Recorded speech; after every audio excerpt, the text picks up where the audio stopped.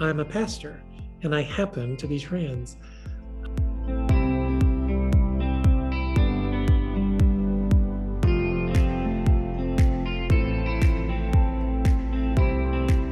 Well, Paula, it's great to have you on Winning Wednesday. I really appreciate your time today, and I'm excited to dive into these questions regarding your experience as a TEDx speaker and your experience as a trans woman in 2021. So to open up, can you just share a little bit about yourself? I dubbed this section personal, professional check-in, anything that the audience might not know about you that you would want to share.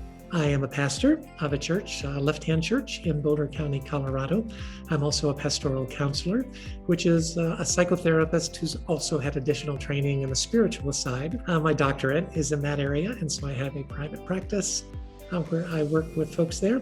I'm also an international speaker on issues of gender equity. I'm an author, have a new book that's coming out the first of next month, published by Simon & Schuster.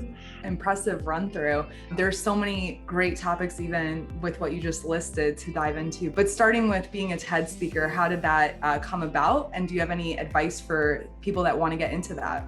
I was working with a church in Denver, and a member of the church was an employee of Colorado Public Radio. And so they invited me on to their, from that, they decided they wanted to come back to the church, which is a large church in Denver, and record me on a Sunday morning and run that during the summer. And the main curator for TEDx Mile High, which is one of the 10 largest TEDx's in the world, saw that and approached me and said, "We think we'd like to have you speak for TEDx Mile High." And so I did, and sure enough, now we're, like 4.1 million views later of that particular talk. My speaker's coach for that was the head speaker's coach for TED, Briar Goldberg, and we developed a friendship. And I actually then went on to speak for TED on issues related to being a family where a parent is transgender. Then I went back and spoke one more time at TEDx Mile High, speaking more about what men can do. Men don't necessarily often want to know what they can do to bring about gender equity.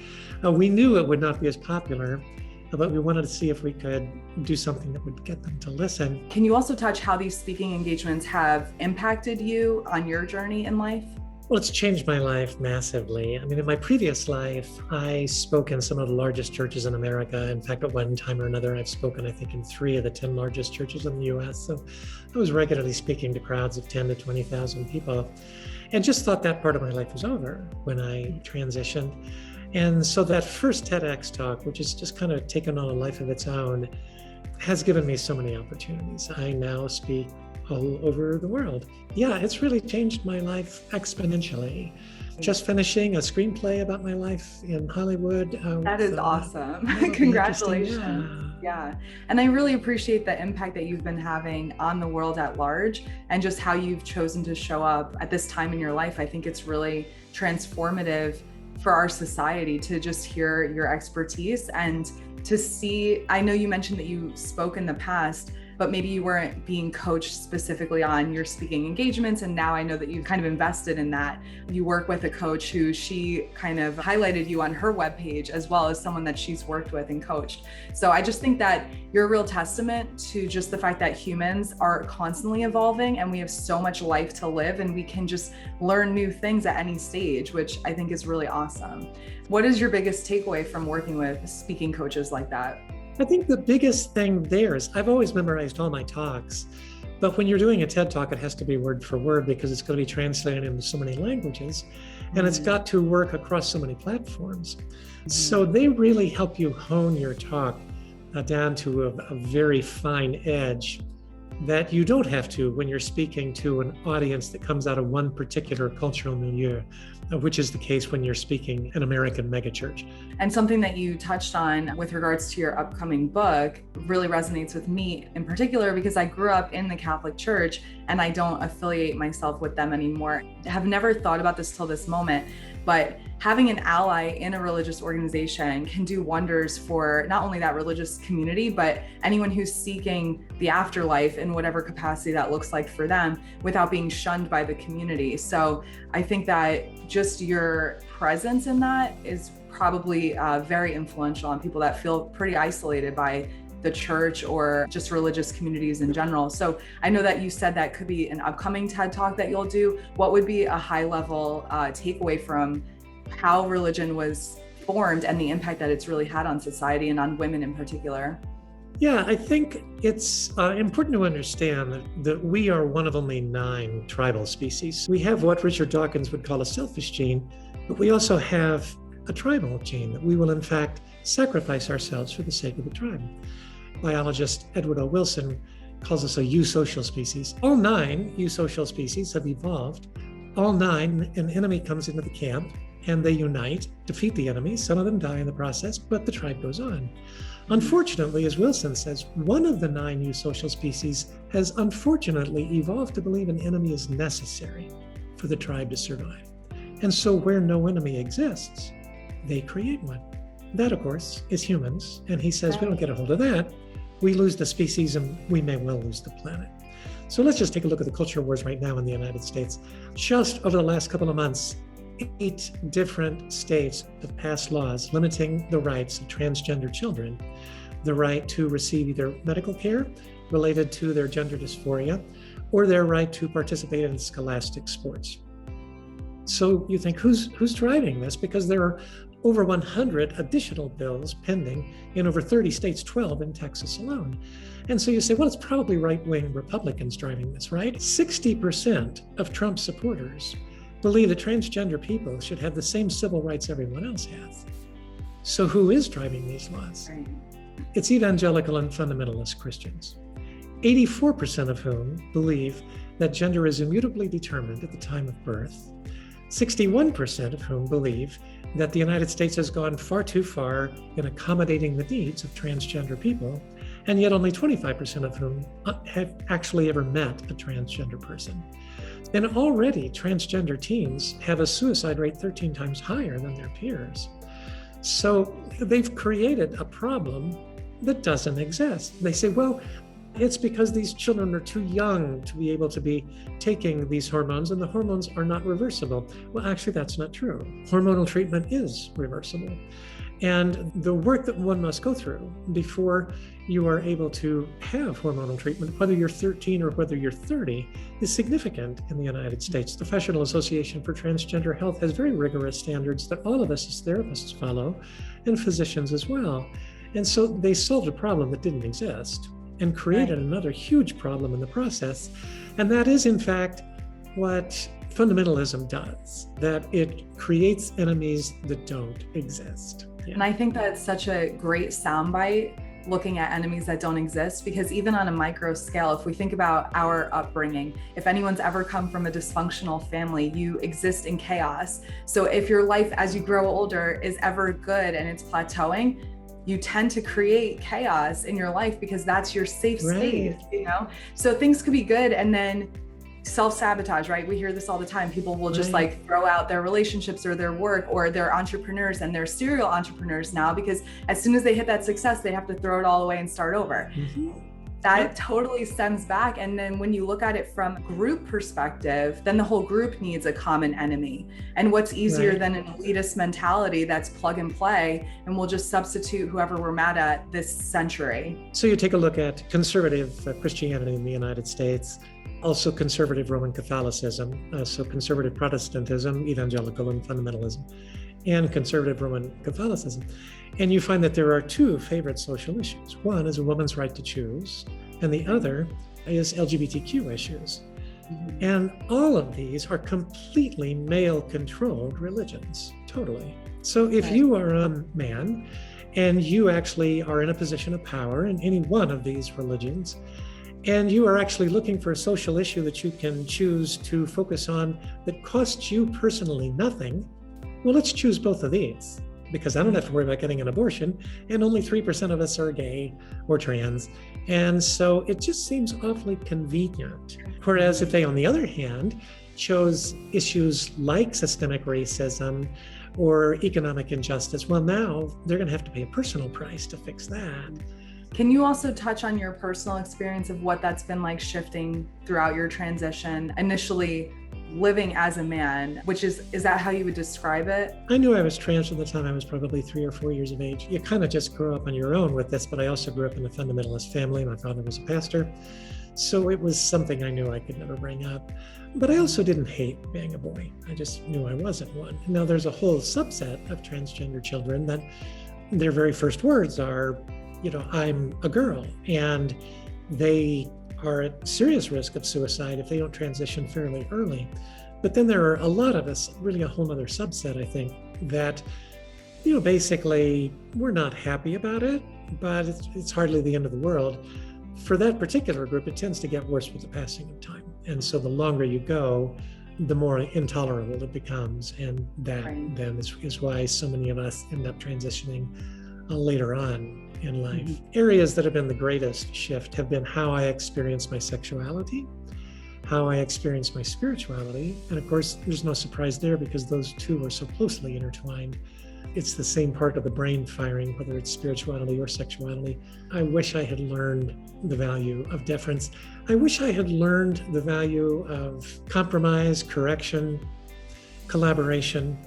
If you think about it, Finland, Norway, Germany, Iceland, Taiwan, and New Zealand have in common. They all 6 did extremely well through the first wave of the coronavirus. They all 6 also have a female head of state.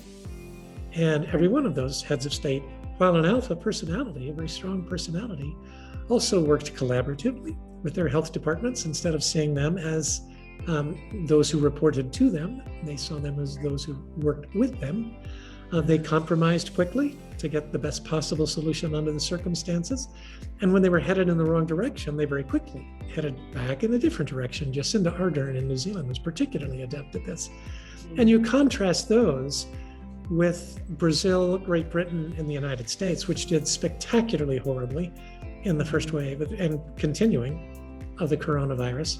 And all 3 of those had a male head of state who could not do any one of those things, work collaboratively, compromise, or be open to correction from the outside. I mean, I find myself apologizing for myself 10 times more than I used to. And it's because of the way the world expects that from women. Right.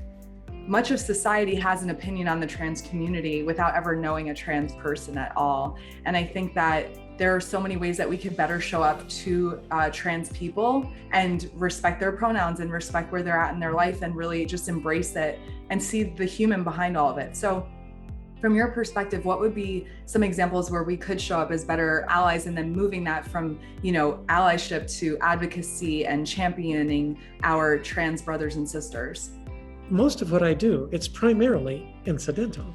I'm a pastor, and I happen to be trans. I'm a speaker on gender inequity, and I happen to be trans, and that actually is what has given me my unique perspective that allows me to speak in that area. It's nice that that's not my primary identity. For most transgender people, it is. It is, in fact, because the world forces it to be that way. And I'm quite fortunate. That's not the case for me. But for the most part, if we just happen to be in your life, kind of ignoring the fact that we're trans probably makes us as happy as anything. I love that. That's very beautiful. And I think about some things that I can kind of relate to in that regard. Like I have flat feet and I obviously need glasses and I've dyed my hair. And I feel like if we do things that just make us feel more aligned with ourselves, what's the difference, And no one, I can't say no one. When you're growing up, you do get called 4 eyes and everything. And there was a while I didn't wear glasses at all. And then I got contacts. But I think that's part of just everyone else's problem, right? And it has nothing to do with who I am or how I show up in the world. We should just lead with who we are and how we want to show up. So I think that's really wonderful. And unfortunately, even in the LGBTQ plus community, there are some differing of opinions there, There are 2 groups in the LGBT world that sometimes aren't particularly helpful to the trans community. One is radical feminists, and the other is powerful white gay guys. The cis-straight world often is kinder to us than that world is. People who identify as transgender have a 41% suicide attempt rate. And we know that even post-transition, there is, in those first couple of years, a significant suicidal ideation rate. And so it's been important to study that. And we discovered that 92% of those who transition genders are happy in their new gender. Only 8% aren't. So what's going on with that 8%? Let's isolate that group. We find out that 96% of that group actually likes their new body. They just don't like the way that they're being treated. Only 4% of that 8% don't like their new body. So what is it then that creates that post-transition suicidal ideation? It basically is three things. It's the loss of family, friends, community. But the biggest reason for post-transition suicidal ideation is the internalization of transphobia. And you can't avoid it because it's all around you, particularly from the right-wing world. And as we just noted, the right-wing religious world particularly. And to me, embedded in my identity are responsibilities. I was well known in the evangelical world pre-transition, so I couldn't just disappear. But I feel like those of us who have the chance to be quite public need to do so for the sake of those who are in fact internalizing the transphobia and are very much at risk because of it. And what are some examples that you've kind of used in your own mind to overcome, or that you've seen other people use to overcome these limiting beliefs of imposter syndrome and transphobia? One of the tendencies for trans people is to only be in relationship with other trans people, to limit their world, particularly trans women to other trans women. And I understand it, but then that's living in a particular kind of bubble that is not really all that helpful. And I appreciate you appearing on this show, representing the trans community to some extent, even though your biggest takeaway for me especially is to just let it be incidental and kind of fall by the wayside, because there's so many other things out there, which I think is really wonderful. So that said, is there anything else that you would want to touch on before we wrap it up? Well, I think also it's really important to say, when you've talked to one transgender person, you've talked to exactly one transgender person. Well, thank you for sharing that perspective and clarifying that we still need to put in the work and meet the people and recognize them for where they're at, and just respect their journeys. So I think that perfect way to wrap that part up. And then I just wanted to ask you your favorite way to win Wednesday. When I think of Wednesday, I think of the sacredness of the ordinary, that all of life is sacred. Every part of it is sacred. My hour-long run this morning was sacred. The client I have coming up in an hour is sacred. The phone call I've got with the movie company this afternoon, it's all sacred. That if you see every moment as holy, I think that is grounding. It really is, yeah. And it just brings it back, that spirit of gratitude, I think, too, for existing in the present moment and accepting life as it comes. So thank you for pointing that out.